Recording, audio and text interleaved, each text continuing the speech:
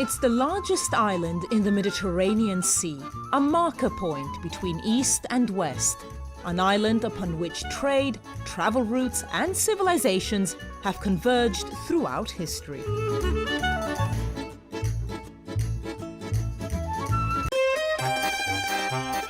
Sicily's capital is the best place to study and sample the local cuisine. Needless to say, Sicilians are proud of their food, and a quick browse around markets and bookshops gives a taste of just how varied Sicilian cuisine is.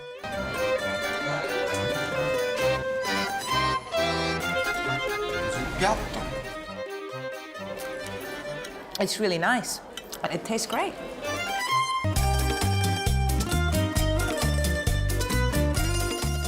Being in Palermo is not just a feast for the taste buds, but for the eyes too. A walk around the traditional center of the city, known as the Quattro Canti, is punctuated by the Baroque sculptures which look on the hectic traffic. For those who prefer the art of fashion, there's the many boutiques of Via Roma. And everywhere, food stalls like this one, and street food Sicilian style. An arancino, or little orange, a fried rice ball with peas and mincemeat. Sicily is one of the southernmost points of Europe, and the different conquerors and cultures which reigned here have all left a mark, not least on the food. I think every culture, every people that has come here and has conquered Sicily has left its imprint not only on the architecture but also on the cooking. So we start with the Greeks and we go right through to the French and maybe to the Americans with McDonald's today. You don't have to go far here to see signs of Palermo's history. The city's cathedral is a symbol of Sicily's Catholic beliefs, but the Islamic arches hint at the building's past as the city's main mosque. Back in 827 AD, the Arabs sailed across the Mediterranean from the shores of present-day Tunisia and landed in Sicily. After 4 years, they'd conquered Palermo. Quando arrivano gli arabi, when the Arabs arrived, Palermo was abandoned because previously there were many invasions and conflicts. The Arabs came with their architecture. They turned the city into a capital. If the city's architecture bears traces of its Arab legacy, the cuisine does so even more. Ingredients which are the cornerstone of Sicilian cooking, like oranges, lemons and aubergines, were introduced to the island by its Arab conquerors. Oh, there's definitely an Arab influence. Sicilians on the whole, I think, are very proud of their Arab heritage, and they feel that that's what sets them off, makes them different from the rest of Italy. The Arabs also brought with them a food crop which was to prove revolutionary to the taste buds of the islanders and to Europe beyond. There was no sugarcane cultivated in Europe until the Arab invasion of Sicily. Any pastries, any sweets that were made before then were sweetened with honey. So once you had cane sugar, you could make Jordan almonds, you could make kinds of jams and jellies that you couldn't make before. And they did. One of the most popular desserts here is the cassata, a sponge cake filled with ricotta cheese and topped with candied fruits. The name itself, cassata, is of Arab origin, meaning cream. But what of that most Italian of all desserts, gelato, or ice cream? Fragole e limone. That's a difficult question. I myself have written many years ago that it is an Arab gift to Sicily. That's not really true. The technology to make gelato comes from China via India and is brought in here to Europe by the Arabs as a scientific procedure. The idea that you have to put salt with ice to make the temperatures go down so far that you can freeze another liquid. The jury may be out on gelato's past, but here is a man who ensures its future. More than 1,000 years after his conquering ancestors, Salah Ammar sailed from Egypt to Sicily in 1983, like many immigrants in search of a better life. And he found it when a local man passed on to him a secret recipe for making Sicilian ice cream. They are secret recipes. because there are small things that can completely alter the taste of gelato. For example, when making strawberry gelato, I might add a little of orange juice. Another example is the pistachio gelato, which I add little salt too, in order to give it the right taste. In 1072, the Normans defeated the Arabs and took over Palermo, ending more than 250 years of Arab domination. Enzo Guarrassi is a lecturer at Palermo University. He gave me a tour of the Norman palace, from where the new conquerors ruled Sicily. You can still see the mosaics made by Arab artists commissioned by the Norman kings. It's from these ancient times that one of Palermo's most recognizable street foods originates: panino con milza, or more simply, a spleen sandwich. This is a spleen. Not for the faint-hearted and definitely not kind on the waistline. It's made with sliced cow spleen fried in animal fat. It was originally created by the city's Jewish community and it remains popular today. In fact, it's the dish of the day every day at the Antica Focacceria di San Francesco, one of Palermo's oldest restaurants, run by the 5th generation of the Conticello family. For you, Barbara, that's your lunch today. It's my lunch today. After all this eating, it's time for a cookery lesson. True to his word, local chef Beppe Fontana takes me to Ballarò, the oldest and biggest street market in Palermo, to buy the ingredients for our lesson.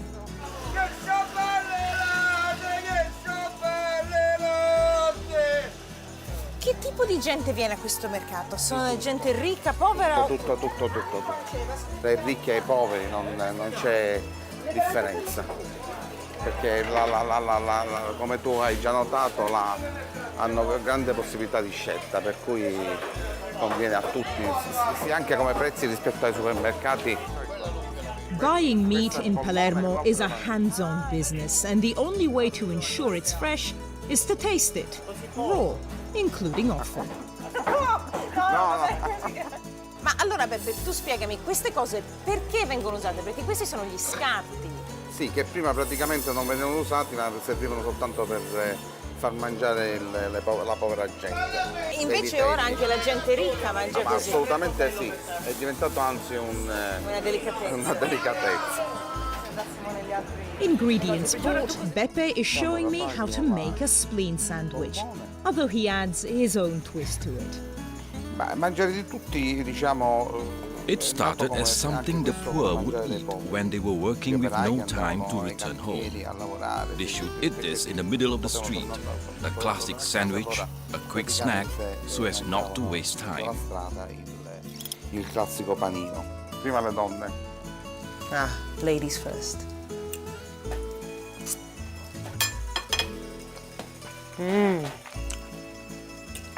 It's very good. Although Sicilians are no strangers to eating on the go, this doesn't often extend to modern-day fast food. The usual fast food outlets are to be found in Palermo, but few beyond tourists and teenagers eat there regularly. In fact, there is a national group which makes a stand against fast food outlets and promotes local food production. They're the slow food movement, and they make an art form out of mealtime. This restaurant supports them, stating clearly that anyone wanting just one course rather than 3 is simply not welcome.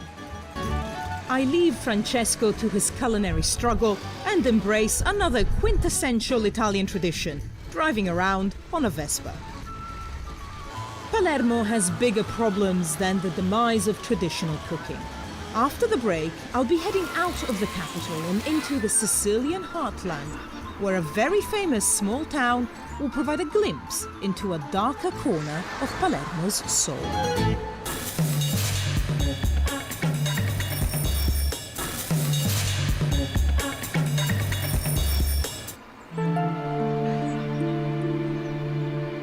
This is the heartland of Sicily, away from the busy streets of the island's capital, Palermo.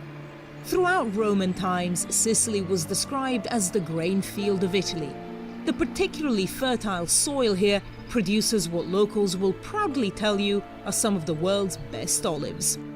Olive oil has been a part of Mediterranean life for more than 3,000 years, and it's the most essential and basic ingredient to Sicilian and Italian dishes. The Sicilian countryside is also one of Europe's oldest winemaking regions. From its wine and olives to its lemons and oranges, this rural heartland has for centuries exported its produce to Europe and beyond. But the idyllic scenery and peaceful farm life was the cradle for one of the most infamous of organizations.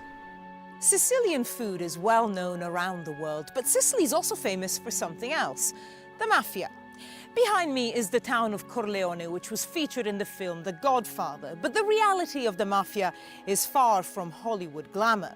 The secret criminal organization spreads its tentacles into all parts of society, including into the very food that people eat.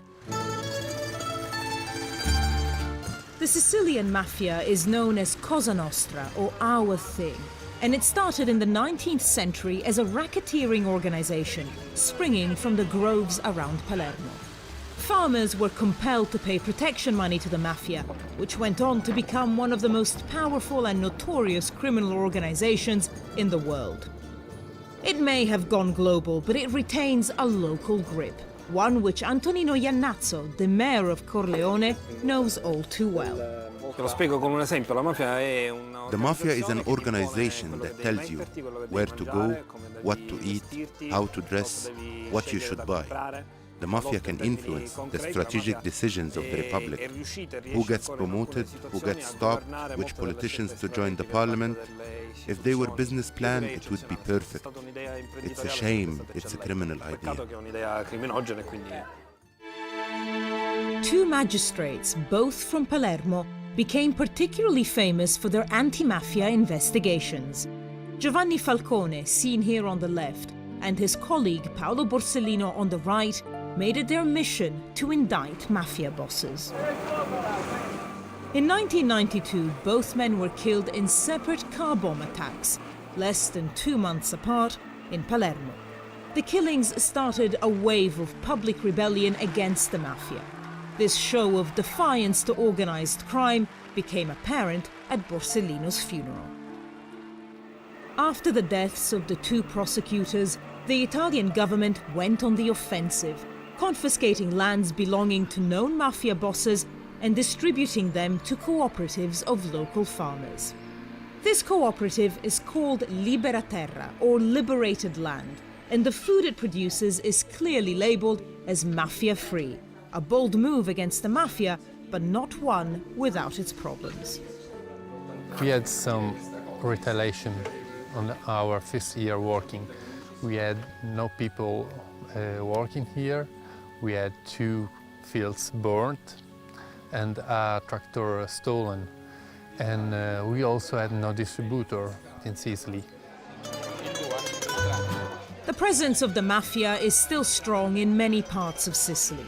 The Antica Focacceria di San Francesco is famous for more than its spleen sandwiches. The Conticello brothers, who run the restaurant, had their own brush with Cosa Nostra in November 2005, when a man they'd never seen before walked into their restaurant. A person came to visit us, asking to meet my brother or me, because he had something to tell us. We told him that it was maybe better to meet him after 1 hour, because at that time we couldn't speak with him.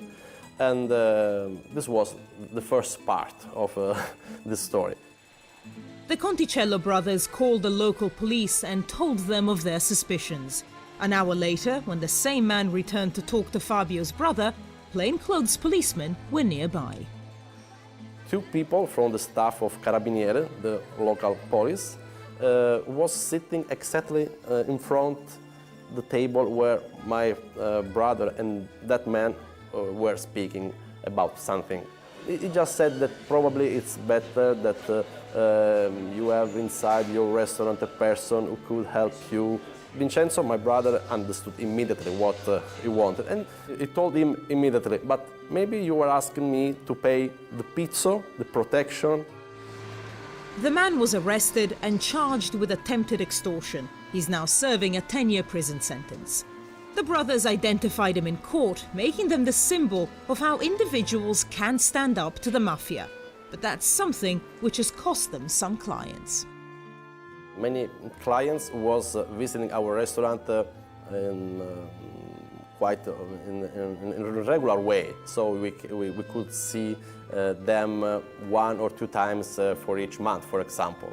And we noted in the next 6 months no visit from them. For every client who's been too scared to frequent the restaurant, there has been a new one who comes to show his or her support. But they eat under the scrutiny of more than 20 surveillance cameras and 24-hour police protection, testament to the continued mafia threat. If you ask me if I'm afraid now about this situation, in one part of my idea I can say no, I'm not afraid, because I know I'm not alone. I know police is with me and people is with me. In the other part, of course, as a man, as a businessman, I can say, of course, I know that we opened something of new, and probably some people from mafia could remember tomorrow what we did, and then it could be a problem, but we don't want to think about this situation. The Conticello brothers have become inspirations for others who want to say no to the mafia. More and more of these signs have been popping up in shop windows all over Palermo. Addio pizzo means goodbye protection money, and it shows that these shops publicly refuse to pay the mafia. Organized crime is not the only challenge that Palermo is facing. The relentless pace of development has meant that Palermo is growing, but not in the way that some would like to see. Giovanni Franzita is an architect who's concerned about the risk of losing Palermo's cultural heritage to modern urban development. He says Palermo's open markets are a case in point. The area of Vucceria Market is important. If you look at the buildings, you will find them empty. They have been bought, and the people who bought them are waiting for something. Waiting until they replace the market with residential buildings.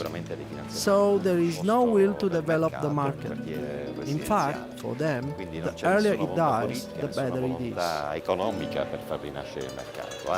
The architecture may be changing, but one tradition still going strong in Sicily is the daily ritual of a sit-down family meal.